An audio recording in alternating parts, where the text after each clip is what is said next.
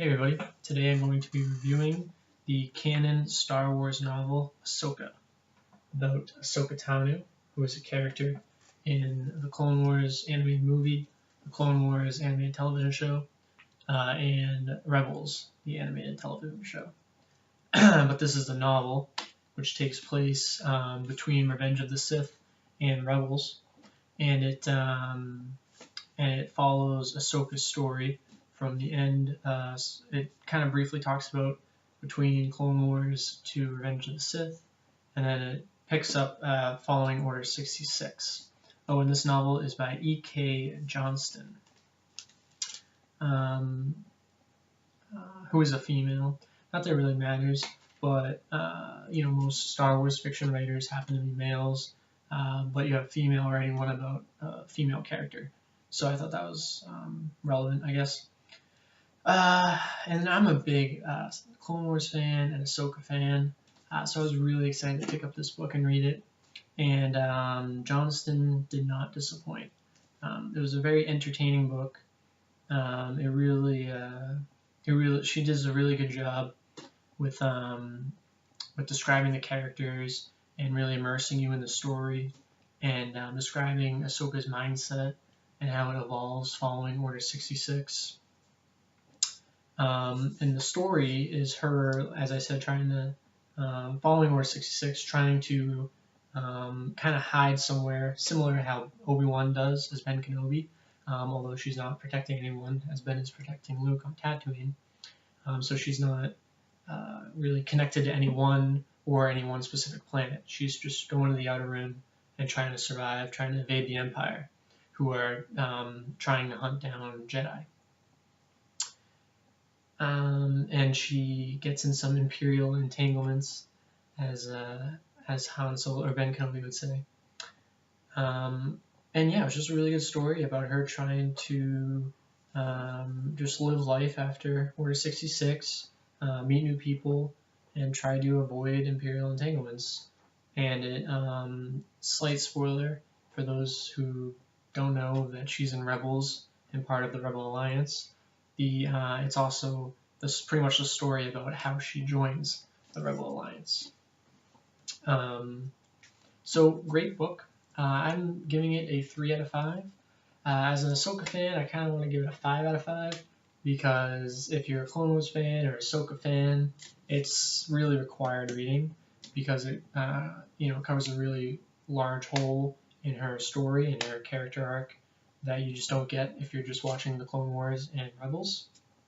But as an overall book and as a Star Wars book, I'm going to give it a 3 out of 5.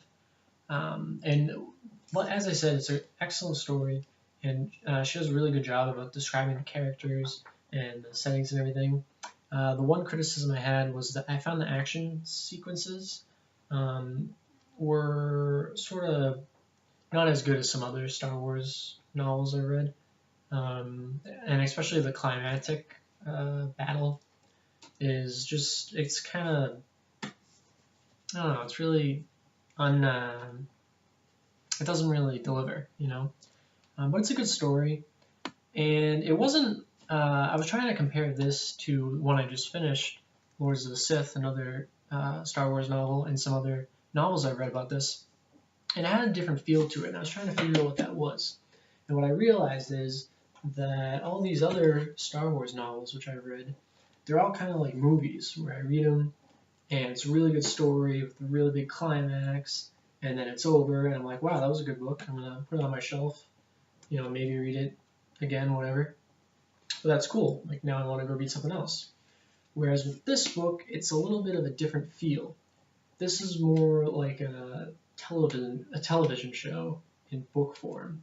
It's a little slower, a little less exciting, a little less climactic, but it's, as you would expect from a TV show, it really immerses you with the characters and the dialogue, and it leaves you wanting more. With the other novels I read, it's like, wow, that was awesome. Like, what's next? But with this, it's not what's next. It's, when is E.K. Johnston going to come out with a sequel for this? Or better yet, when's there going to be a live action that fills in the holes between the Ahsoka novel and Rebels? So yeah, that's just some thoughts I had on this. It really left you wanting more, and I would love her to come out with another Ahsoka novel, or like I said, live action, where maybe this author could collaborate with Lucasfilms. I think that would be smart on their part. Another sort of detail about this book was in the in the print. There's these little sections of gray with these like 4 or 5 pages of gray. And what each one of those are is they're a flashback or they're kind of a spatial jump to a different character in a different place that you know from the other Star Wars movies and books. And I thought that was really cool. Not only does it kind of look cool aesthetically, can't say that word, on my bookshelf, but it's really interesting every now and then jump to these other characters and see how they're doing. Even some characters that we don't really know much about what they're doing in canon at that time. So it's kind of cool.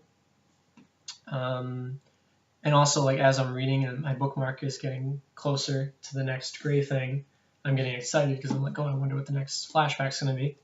But then at the same time, I'm finishing the previous chapter, or the chapter right before the flashback, and I'm like, no, I don't want a flashback. I want to see what happens next.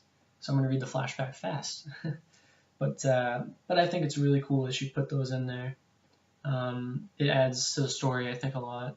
Also, the ones the flashbacks that involve Ahsoka add to her character a little more than what we got in the Clone Wars.